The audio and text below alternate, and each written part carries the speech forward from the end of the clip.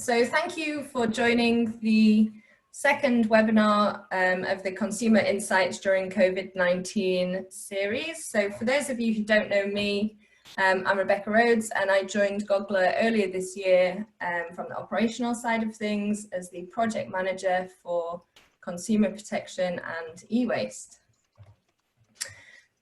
Many thanks firstly to 60 Decibels, who have now completed almost 4,000 interviews with consumers of off-grid solar across 6 African markets, giving us a unique view of how the situation is changing within the sector.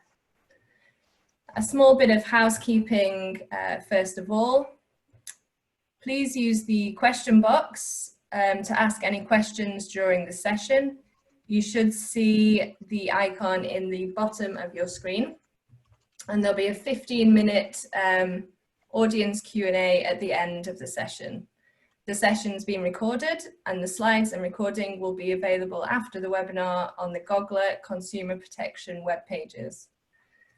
This work forms part of Goggler's Consumer Protection Programme, and which we're grateful to CDC and the Dune Foundation for supporting.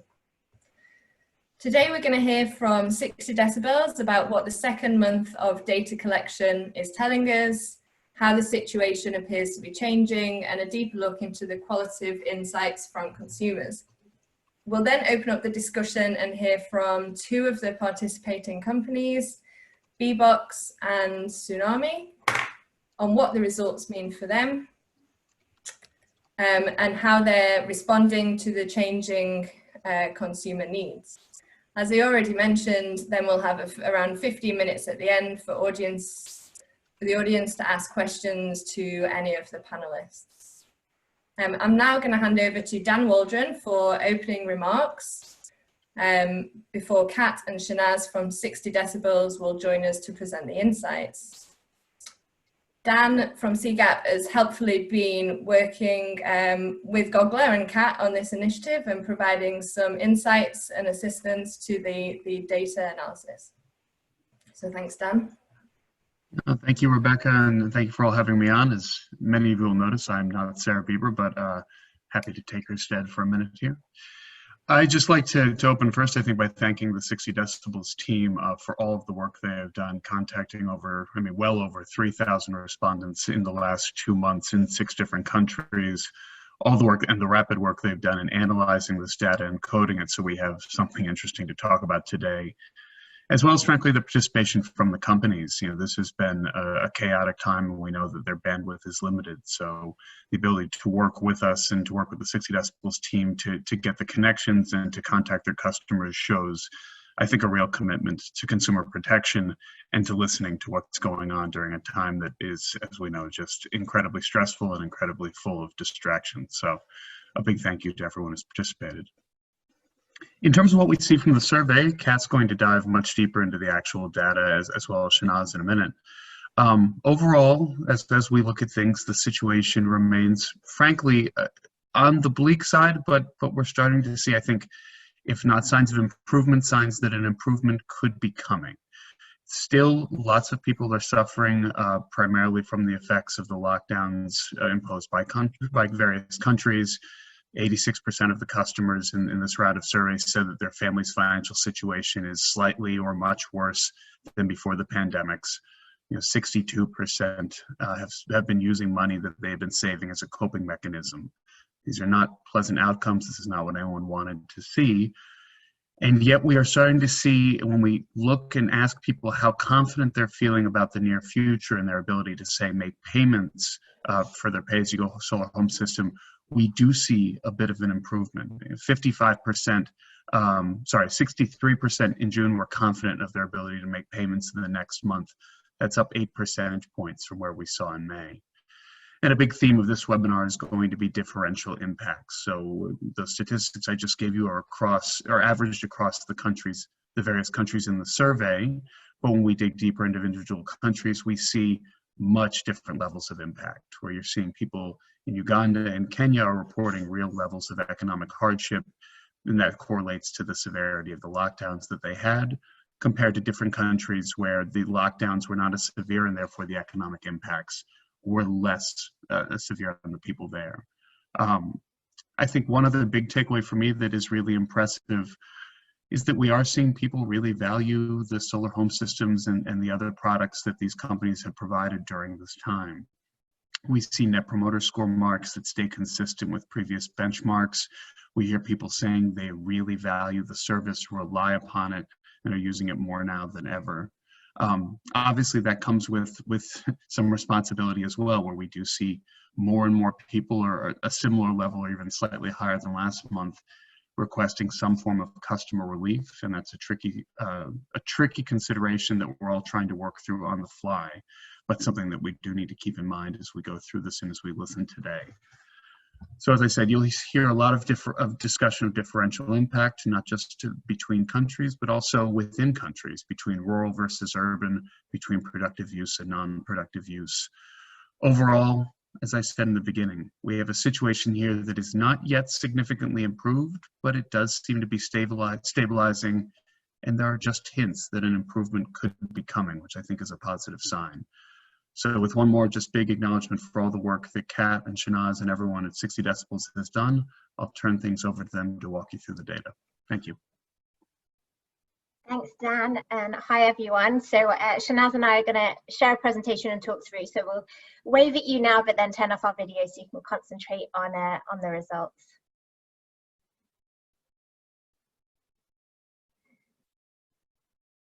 Great, perfect. Well, thank you so much, Dan and Rebecca, CGAP and Gogler for all the support, and particularly for the 15 companies that have all been part of this work. As Dan said, that commitment and that interaction has been incredibly valuable for us, and we hope for each of you as well on the call.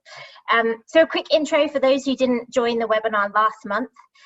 This work, funded by Gogler, is focused on hearing the voices of customers across the 6 markets in Africa that Dan mentioned. So it's really about understanding the impact COVID-19 and associated government measures are having on off-grid customers' lives. We really hope the work and the insights from it will help us all navigate this crisis, and particularly equip funders and companies to support customers facing difficulties at this time. As mentioned, in the last 2 months, we've interviewed nearly 4,000 customers of 15 solar companies across Côte d'Ivoire, Kenya, Nigeria, Rwanda, Uganda, and Zambia as part of this initiative with Gogler. We've conducted over 7,000 interviews across 12 countries more broadly as part of this work with other partners too. And you can find lots more on our online dashboard. There's a link at the end of this presentation, a few others actually in this presentation that might be useful, and Gogler will share this afterwards so you can access all of this information you're about to see. And just a tiny bit of context, the 60 Decibels local research assistants are the ones conducting all of these standardized interviews by phone in local languages. For Gogler, we started data collection in May. We've just completed June data collection, and we'll start July data collection next week. So as Dan mentioned, in this session, we're going to share some insights around overall levels of financial health and vulnerability, changes we've seen since last month. We'll explore some new insights around productive use versus residential use customers, and have a look at some differences by location for rural and urban customers.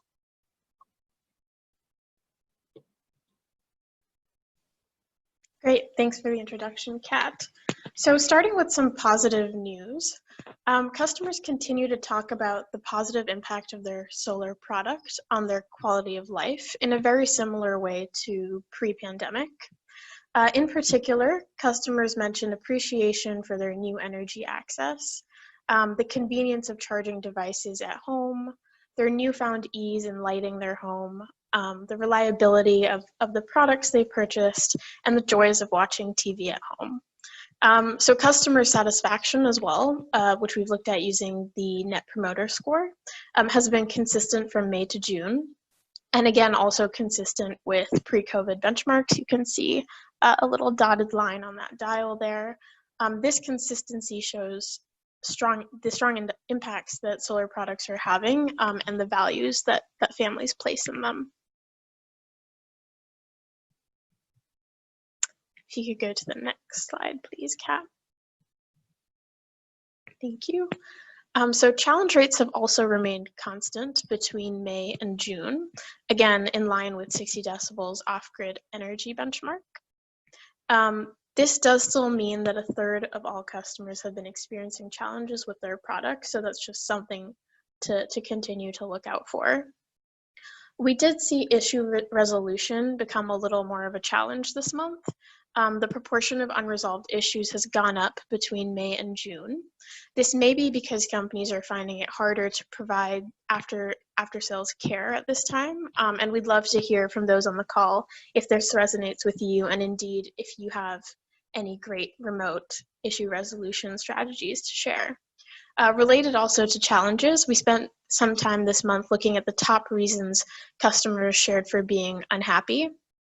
So reasons for being a detractor in Net Promoter Score speak. And we also looked at the top challenges faced by customers.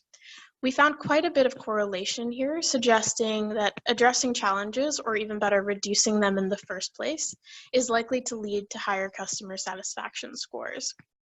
The most common complaints and issues were around problems with company staff or sales agents, such as a lack of responsiveness or helpfulness, or delayed follow-ups, issues with batteries, or rather how long the product is lasting for, and or complaints related to financing terms or methods. These issues were often related to delays in receiving top-up codes or delays in top-ups going through. The nice thing about focusing attention on reducing challenges is that it has both positive business and impact effects. So this month, we also included a new question in our surveys on productive use. We asked whether customers use their solar product to generate an income. 14% do. Unsurprisingly, we found that the majority of customers throughout the 6 countries were unable to generate incomes in the way they had prior to COVID-19, with a quarter saying that they cannot use the product at all for the income generating activities they were using them for before, and another 15% saying they could, but it's very much reduced. This is likely linked to restrictions on shops, restaurants, and other activities, and reductions in income-reducing demand and spending. Uganda was the most impacted here, with 83% of customers saying their solar products income-generating activities were reduced. We found slight differences in vulnerability and overall financial situation between productive users and household users. In both instances, productive users were slightly worse off. You can see these differences in financial situation indicated by the pink and red bars on the chart on the right-hand side. Thanks, Shanaz. And so more broadly, as Dan mentioned, and not surprisingly, overall customers are doing worse than before pandemic. So 87% of all those we talked to in the last 2 months said their family's financial situation is worse than before. We haven't actually seen any month-on-month changes in overall financial situation. In fact, in all countries, there was very little fluctuation since last month. We see that nearly 4 in 5 families have had to employ some coping mechanisms since the beginning of the pandemic to help them weather this storm. Coping mechanisms include borrowing money, using savings, selling assets, reducing or stopping loan payments, or reducing investments such as building a home. The most common mechanism used was savings. Nearly 2/3 of those we spoke to have spent money they had been saving in the last few months. There was actually a slightly lower proportion in June using savings than in May, from 62% to 45%. This could be a nice sign that things are getting a little better and incomes are improving. We'll touch on this in a bit. But it may also be because families have used up savings and it's no longer an option. We've added a question for next round of data collection to see if we can better understand this. And last webinar, we introduced the new 60 decibels vulnerability index. We designed this to help identify how shocks affect a family's situation. It's calculated using 4 key inputs: poverty level of the customer, impact of the shock on household financial situation, mechanisms families use to cope, and changes in food consumption in the household. At times of high stress, families may skip or reduce meals. The chart here shows all energy data from customer interviews we've conducted, which includes some mini-grid customers in Myanmar and India, for work we're doing with Rockefeller Foundation's Power Initiative. I think they might be on the call as well, as well as some data from home system users in Sierra Leone and Tanzania, not covered by the specific Gogla work. There are major differences by country, you can see, in terms of vulnerability, as we noticed last month as well. For example, 68% of families we talked to in Rwanda are categorized as very or extremely vulnerable, compared to just 6% in Tanzania. So some interesting trends started to emerge when we explored what might be shaping this. For example, despite customers in Tanzania having the highest poverty rates in our database, Tanzanians appear to be faring better than their regional counterparts. We think this is because in the weeks preceding our interviews, there were, according to Oxford University COVID-19 Government Response Tracker, there's a link coming up for that, there were limited government restrictions in place in the country. So families could carry on almost as normal, and their ability to earn an income was not restricted. In the same month, the 5 countries faring the worst in the index has some of the most stringent measures in place. To ground us in where all this data is really coming from, we wanted to share 2 quotations from all the many voices we've collected to describe the impact COVID-19 is having. So a male customer in Tanzania who's categorized as coping shared, "I'm a farmer, so I continue as normal since the government allows us to continue with production activities. So my activities have not been affected and we live as normal a life as when we used to live before Corona." In comparison to a female customer in Kenya who's categorized as extremely vulnerable, she told our team, "Previously I used to work and I could help my husband to support our family, but now he is the only one who is working and not regularly, so whatever he gets is what we use and it is never enough. Sometimes we even skip meals. Right now we're struggling to make sure that our children have something to eat." So it's early to tell, as we only have 2 months of data so far, which doesn't make a trend yet, but there have been some improvements since last month. The most promising changes are to household incomes, with 83% seeing reductions to their income in May, but a lower 57% seeing reductions in June. This may be because there isn't too much further to reduce by, of course, but it means that things aren't getting worse on the whole. We've seen confidence and ability to make repayments for solar products go up a little, which is good news and a signal that customers may be feeling a little more secure in their situations. And we've seen food consumption reduce less than before. This can be a critical and immediate sign of financial stress, so it's promising that things are looking a little brighter here. Related to these improvements, we've noticed a small month-on-month decrease in vulnerability overall since May. This is the case for all countries but one. And this matches reductions in stringency of measures, which you can see at a broad level here. So this is data from the Oxford University initiative we mentioned. So while customers are still faring worse than before the pandemic, situations do look like they may be slowly starting to improve as governments adjust lockdown measures. We suspect it will be a long time before families bounce back to pre-COVID health, but we'll keep learning more together, we hope. Great. So as Kat explained, the vulnerability index gives us a view into how people are faring. We were interested to see the relationship between the vulnerability index, which more objectively looks at behaviors, and people's overall level of concern, which is a more subjective but still comparable measure. Perhaps unsurprisingly, we saw a correlation between vulnerability and reported levels of concern. The more vulnerable customers have higher levels of concern. Levels of concern then appears to be linked to economic impacts for families.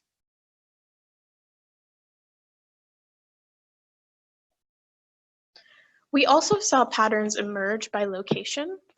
Urban customers reported the highest levels of concern, and when I say urban, I'm talking about the people marked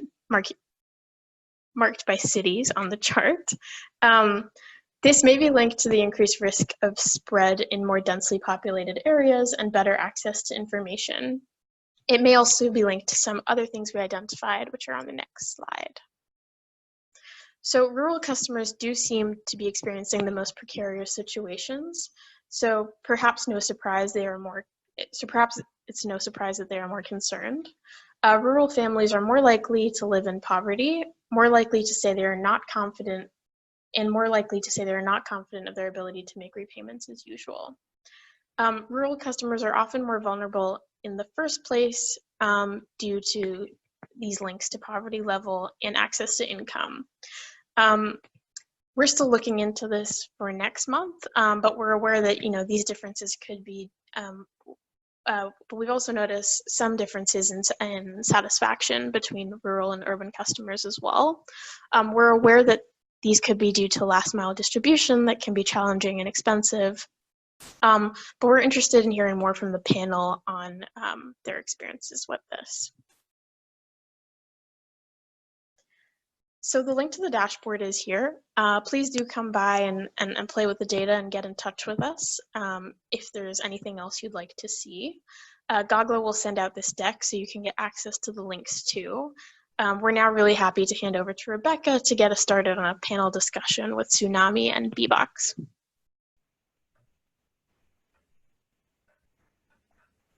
Hi there. Yep. Thank you very much to Kat and Shanaz for sharing these results. Hopefully you can all see my face now.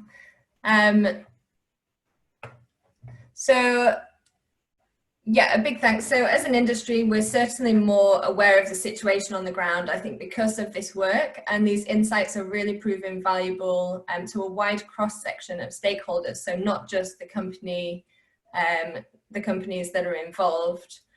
And I want to just take a minute to recognize the hard work and long hours that Kat and Shanaz have put into to get the data turned around in time for the webinar today. We brought it forward from last month just so that it didn't clash with the COVID summit. So thanks a lot for that to both of you. So looking at the data then, whilst we can see some small but promising changes since last month, it's clearly still a worrying time for many off-grid customers. But hopefully by sharing this data, the sector can make informed decisions about the levels of support and outreach needed at the customer level. It's also really good to hear, the positive satisfaction rates towards companies and the high quality of life indicators are being maintained as well. And this really shows the importance of off-grid solar and, that it's essential to keep working to close the gap on SDG 7. So moving now then to company level insights, I'm going to invite Godfrey from Tsunami and Anthony from Bbox to join us, to just switch their cameras back on, so you should be able to see them. And yeah, just to join us and share your perspective on the data and how you're responding to the crisis. So how are you both today? We are fine, doing great. You're doing good? Yeah. So firstly, I think just a small round of introductions. So if you just introduce yourself, your role in the company, and just a little bit about your operations and company. I'll start alphabetically in the interest of fairness and go to Bbox first. Okay, thank you, Rebecca. My name is Anthony Mabonga. I am the Global Credit Manager for Bbox, and I support the different markets that we operate in, including Kenya, Rwanda, Togo, Congo, and several other markets in West Africa. My key focus is in helping customers pay as well, so maintaining good credit quality, and that's why this conversation is quite interesting to me. Thank you. Thanks. And then moving to Godfrey. Hello, everyone. My name is Godfrey Katiambo. I'm the head of sales for Tsunami Solar Kenya, and probably I'm sure most industry players have not heard of Tsunami Solar before because we are a fairly young company. I'll just take a minute to just tell you who Tsunami Solar is. Tsunami Solar is a young pay-as-you-go company offering solar home systems and productive use appliances, mainly focused on empowering communities in off-grid and marginalized community areas in Kenya. We are predominantly based in the coastal areas of Kenya, but we are expanding all over the country. We also have operations in Uganda. And our product is based on the realization that energy is an aspirational product or service. And therefore, we don't offer one size fits all kind of plug and play systems. We offer large systems, 120 watts and before and above. We have 150 watts. Although the pricing is, of course, standardized, but the offering is not standardized. We realize that every customer has their own unique settings within which they operate in, and therefore their utilization of energy will also vary from one customer to another. Without going into much, I will really appreciate the whole team of Gogla, 60 decibels, and SIGAP for the opportunity. Thank you. Thank you indeed. And I'll ask the same question to both of you, but starting with Godfrey. So how has business been going the last couple of months? Yeah, at first it was scary. I don't know if there's a better word to use than scary when the pandemic hit and there were lockdowns and all these pronouncements and policy announcements by governments. As management, we were scared. We just, as a young company, we didn't know if we will survive. There was a sharp dip in collections, in revenues. The payment rate dropped by about 20% margin. But the past month, June, things are looking up, and yeah, we are optimistic that things will get better. Excellent, that's good news, and slightly reflects as well, you know, what we're seeing in the 60 decibels research as well. And Anthony, is the picture of Bbox being similar? It's been quite similar, as Godfrey mentioned. Initially, there's some concerns in some of our markets, especially Rwanda, where we had a full lockdown for almost 2 months. But we saw from an overall point of view, most markets were quite resilient, and we didn't see a big drop in cash collections. That's the trend up to now. Even Rwanda, after the lockdown, we saw that the performance has started to pick up, and expect that things will look better, especially if they get to improve. And some of the measures put in place by the government are relaxed, and people can move around, and business can start to operate on a higher level. So similar trend, and we are hopeful that things will get better. Yeah, and Bbox, so you operate regionally with a presence in multiple markets across the continent, and indeed in this survey, the study here, you've got multiple markets involved. So in the data, we've seen a difference across the regions, and Kat and Shanaz, demonstrated some of that earlier. So Kenya and Uganda, more than half of respondents are, less confident, not confident in making repayments as they normally would, whereas in Nigeria and Côte d'Ivoire, it's kind of switched over, and around 3/4 are confident. So what do you make of that results, and can you explain the differences that you're seeing across the markets? Yeah, that's a good question. I think firstly, just to mention that our markets are quite different. I think it may be, it's really interesting that they are the same or similar. There's some differences in the markets, the differences in levels of affordability. For example, we know that Rwanda has lower levels of affordability compared to a market like Kenya. So in a situation like what's going on, we expect the responses to be different. We expect the customers to behave differently across markets. So I would say that that's probably a reflection of the uniqueness of each market, and to an extent also the measures taken by the different governments in those markets. So you'd expect a number of factors to influence that. So I wouldn't expect that the responses would be similar across all the markets because of the uniquenesses, the levels of responses to COVID-19, and other factors that kind of characterize those customers. Mm-hmm. Yeah, thank you. And just staying with the data now, and from the data, the presentation that we had from 60 decibels, I think Shanaz touched on the variation that we're seeing in customers that use their solar for productive use. Godfrey, I'm aware that in Tsunami you have lots of customers that use their solar home systems for income generating activities. Yes, have yes, you seen this impact? You know, are they being harder hit over the last couple of months? Yeah, quite frankly, the customers that are using for productive use, like a good example is some of our customers use TV as entertainment, you know, the community TV social halls, and some of them selling local brew. So it's like kind of, in an urban setting, you call it a pub, but then in a rural setting, it's just, we just call it a community entertainment place.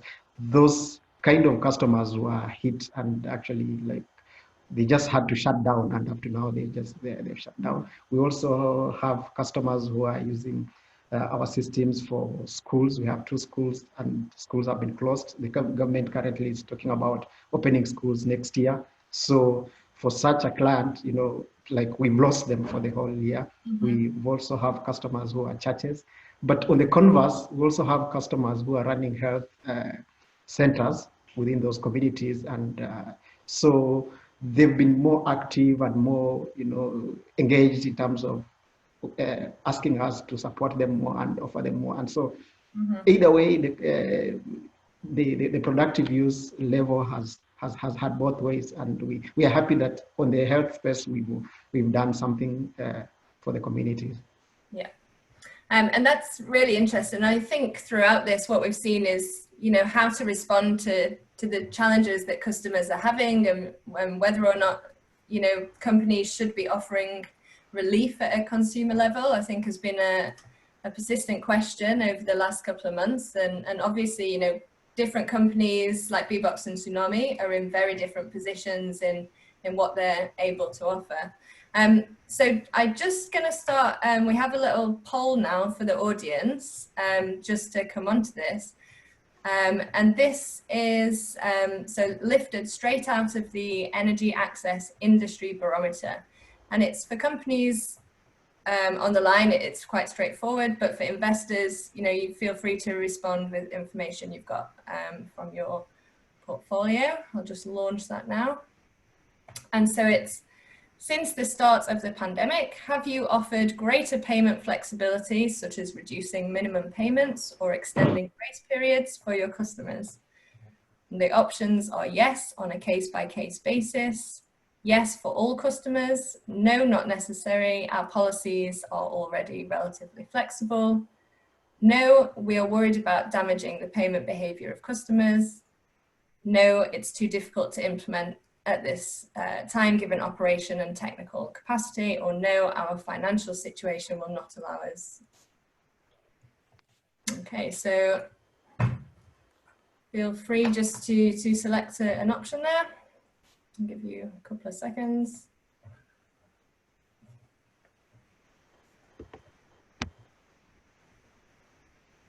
Okay, like 5 more seconds, some final votes in.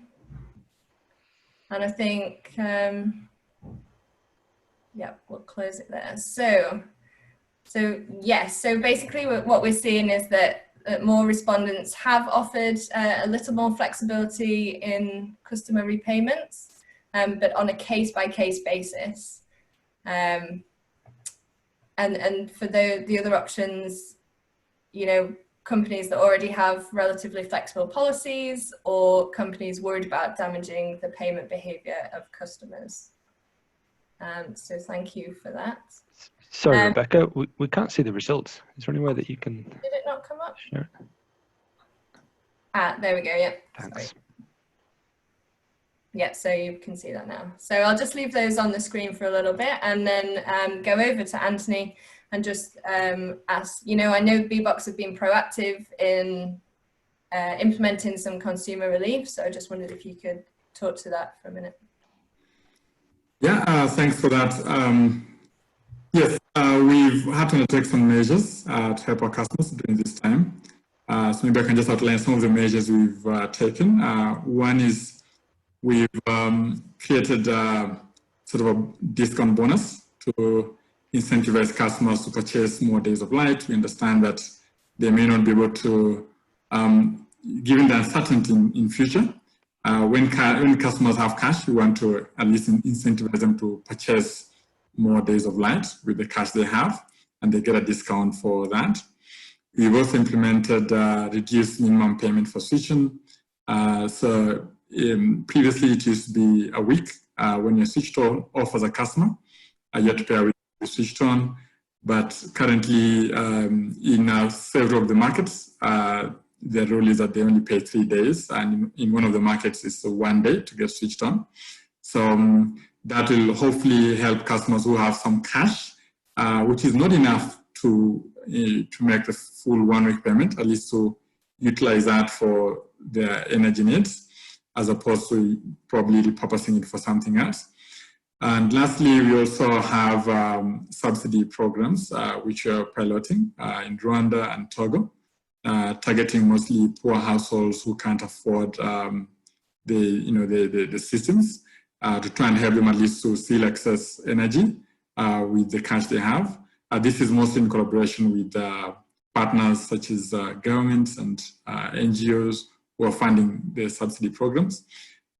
So we are monitoring closely, and we're hoping that we can engage our partners some more to see whether they can expand such measures, especially subsidy programs, to more customers, especially in the regions that are mostly affected. We've implemented measures, given the uniqueness of each market. Some of the measures have not applied to some of the markets, but at least in most markets, we've had at least one or a number of those variations being applied, at least in response to what customers are experiencing at this time. Yeah. Thanks. And how does data such as that you're getting through 60 decibels and through the consumer insights survey, how does it help you make the decisions on how to respond to consumers? So we collect a lot of data on our customers. We know who they are. We know their repayment habits. So to an extent, we can identify which customers are likely impacted by the crisis and try to come up with measures to help them. So when you structure these interventions, in a way, we are trying to sort of tailor them to address the needs of these customers. So we rely a lot on the data we have internally, but at the same time, we also have data externally, from governments. We know which households are poor households, so they share that data and be able to target these customers with incentive programs like subsidies. So to an extent, we have some ability to target them, and we hope that we continue to learn. Obviously, we also want to measure the effectiveness of these interventions because we want to know that they're actually working, and we can scale them further in other regions. Yeah, thank you. And then I'll kind of pose a similar question to Godfrey then in Tsunami. How have you been using the data from the survey, and have you adapted any of your operations in order to respond to your consumers?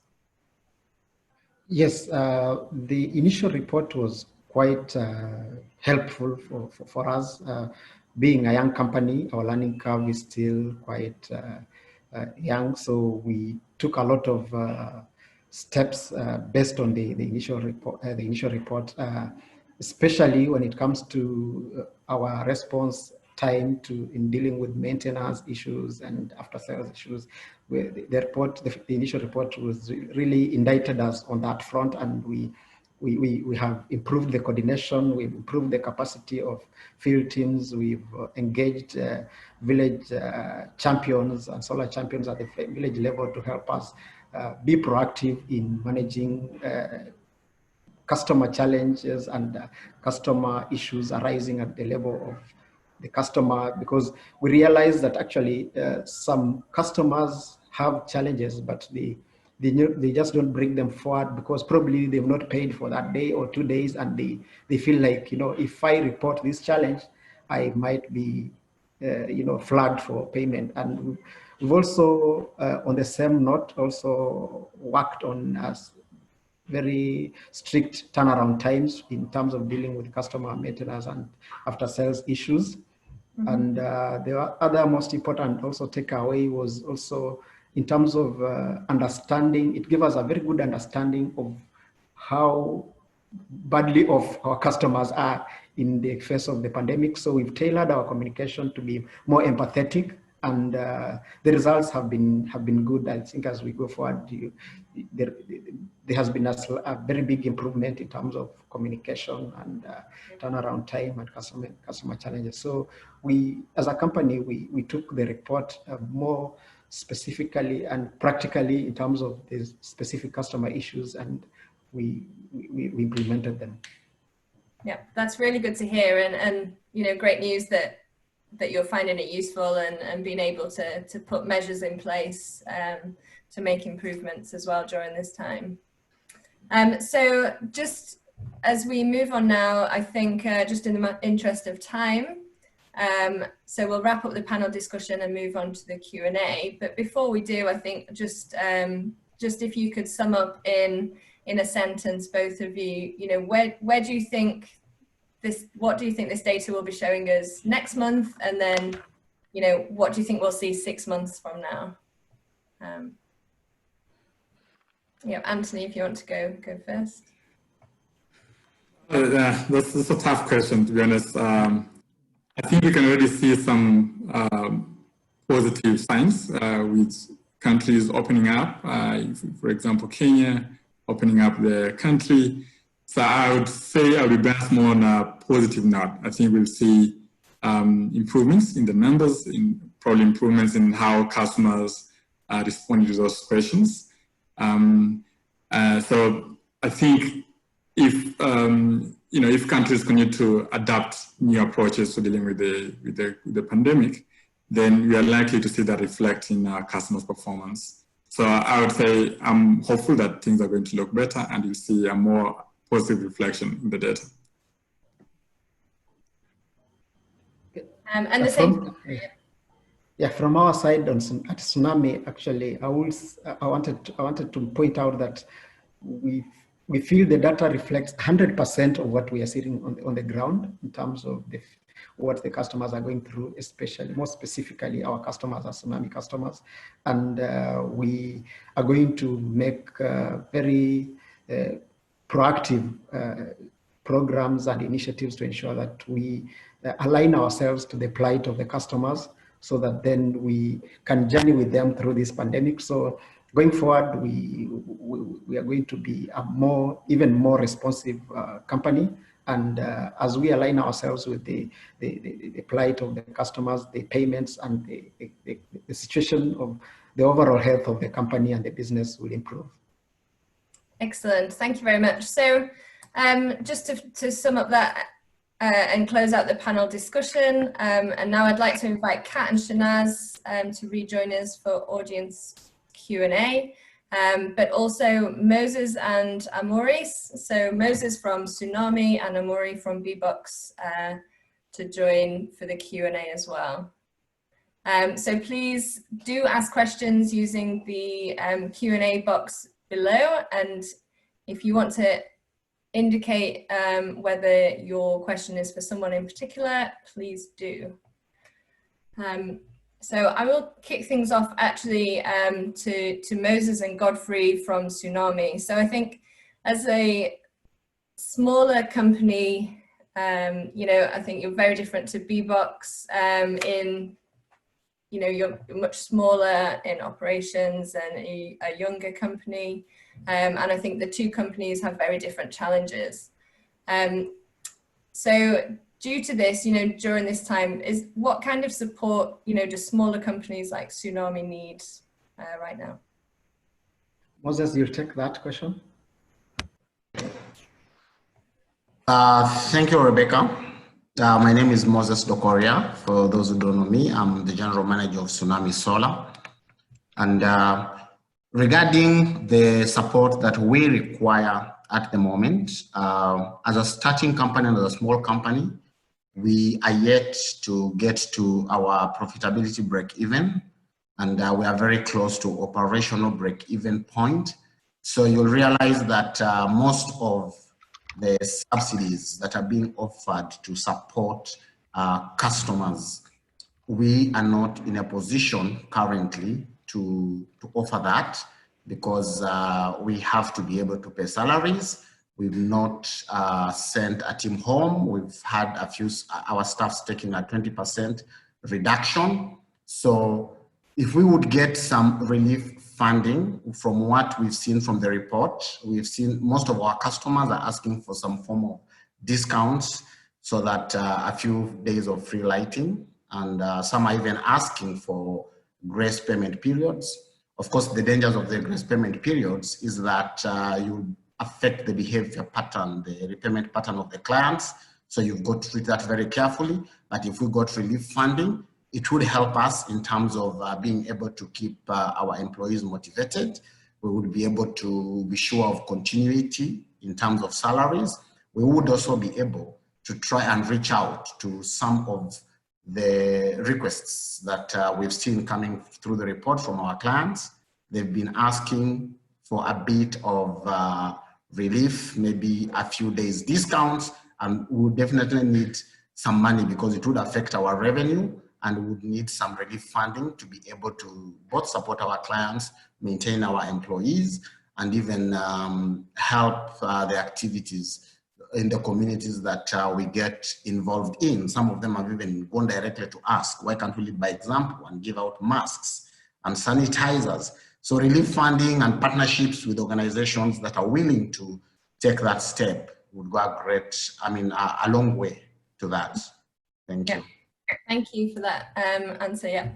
And so we have one question here. And I'll pose this to Bbox. So since the circumstances of the customers did not change, what changed to improve the ability to pay? Were payments in lump sums?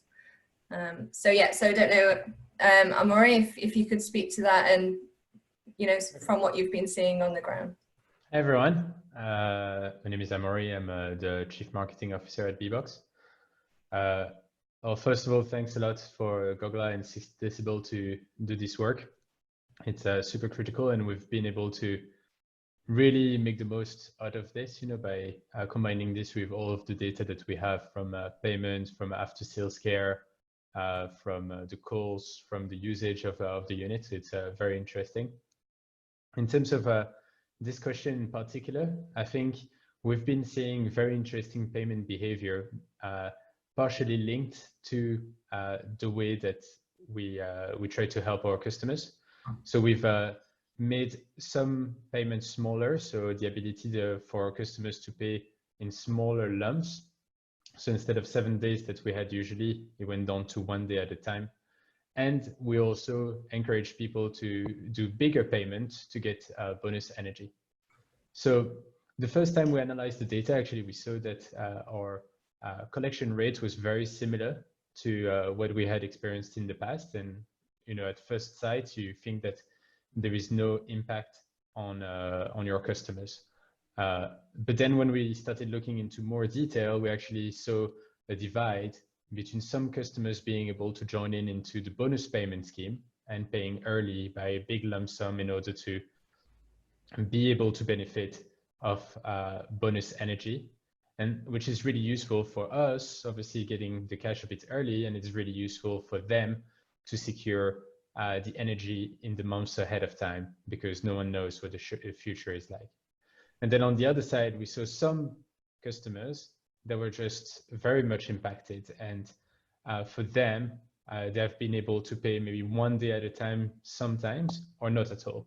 So we've seen a bit of both, reduction in size of payments for some customers and increase in for other customers. And interestingly, they kind of canceled each other out at the end. Mm-hmm. Yep, thank you for that. Yep. And then, so there's a question here for both companies actually. So did either company experience supply chain challenges in the beginning of the pandemic? And how is supply chain holding up now?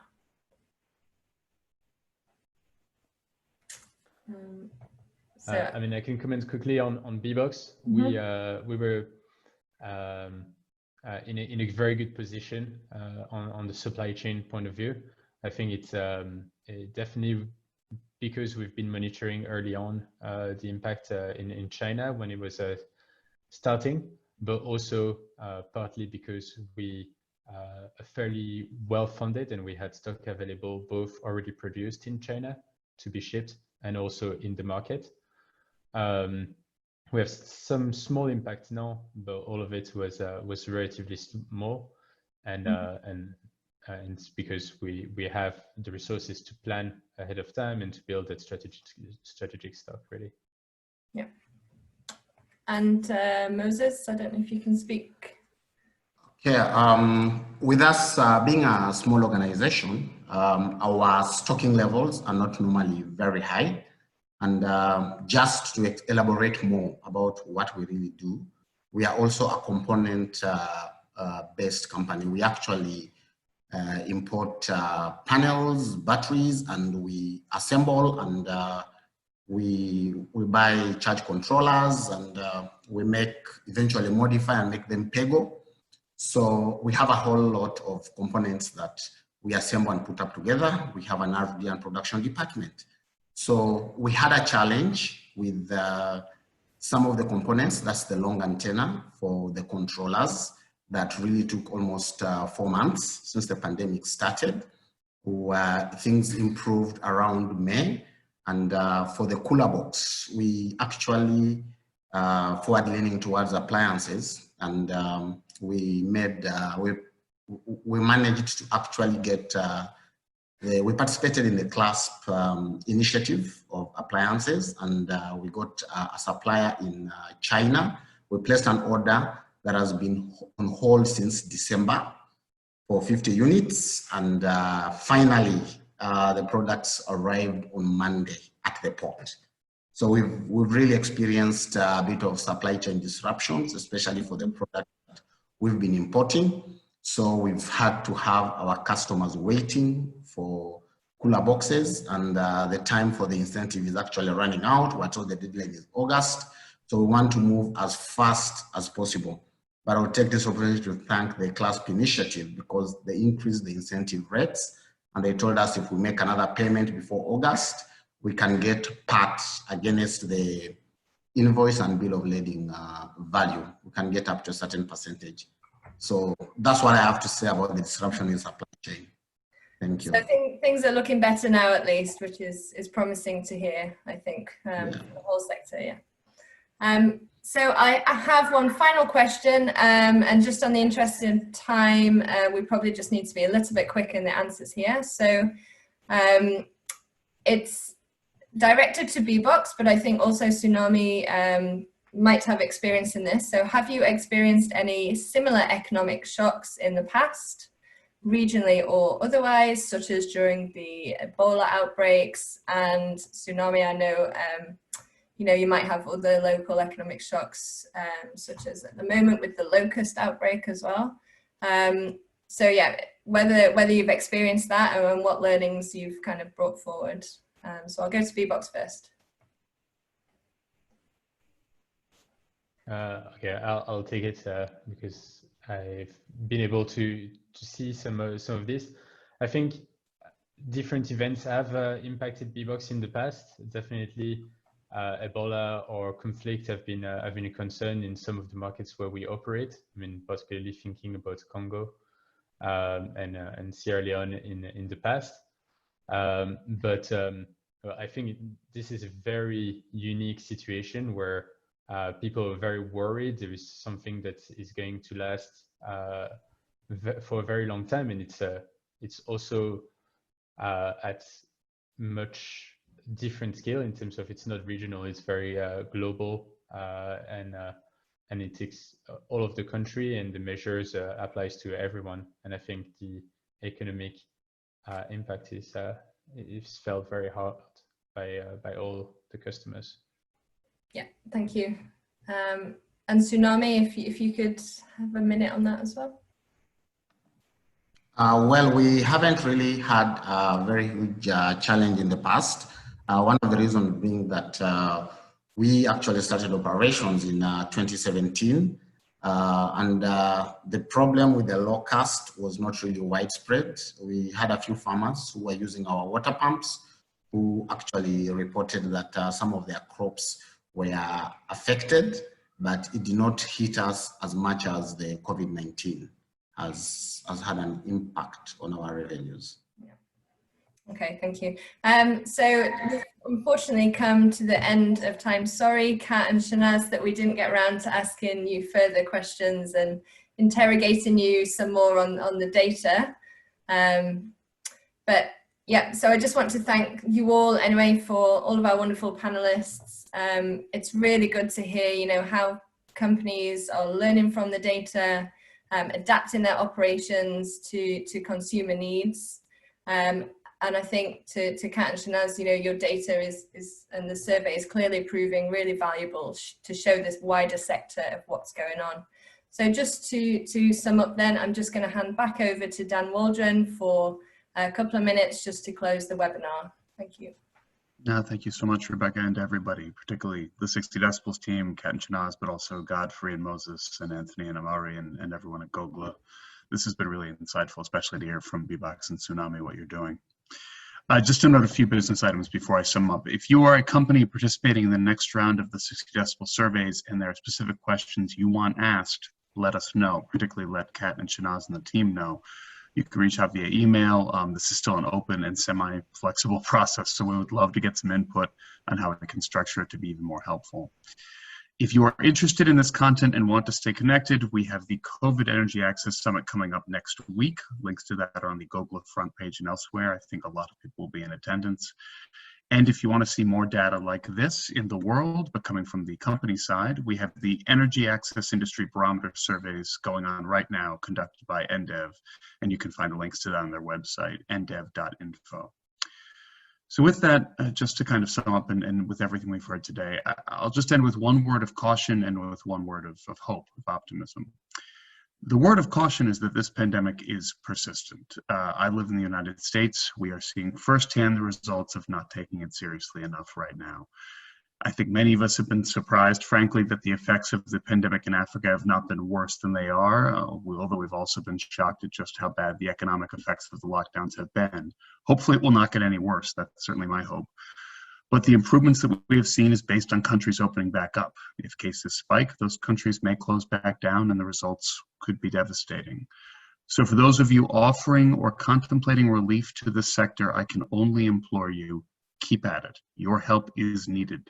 You've heard from Anthony how the effects of this virus are still different from market to market, and from Godfrey that some of their customers' incomes are shut down and maybe for quite some time. People are still suffering. Rural people and vulnerable people are suffering more, and their resources are still running low. So while these results make us cautiously hopeful, things are moving towards getting better. If they do not get better, or God forbid if things get worse, people will desperately need whatever help you, whoever's listening, are contemplating. And the word of hope that I'll close on is just based on what you've heard from Bbox and Tsunami today, which is people need their products. People value the products. And while that does convey a tremendous responsibility, as we've talked about, it's a welcome one, right?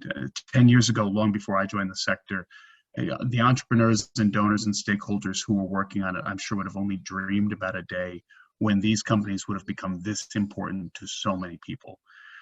And that conveys a responsibility. We see companies bearing that willingly and with grace and strength and creativity. But the responsibility itself is a victory, right? It means that all of you have worked incredibly hard and done something incredibly important. And so people are still counting us, and we need to do even more to make their lives easier during this time. But it's a credit to all of your work that we have that responsibility to bear. So with that, thank you to everyone for your time, and we look forward to speaking with all of you next month when we have the latest batch of results and hopefully a much more optimistic picture to paint. Wishing you all a good week. Take care. Thank you. Thank you.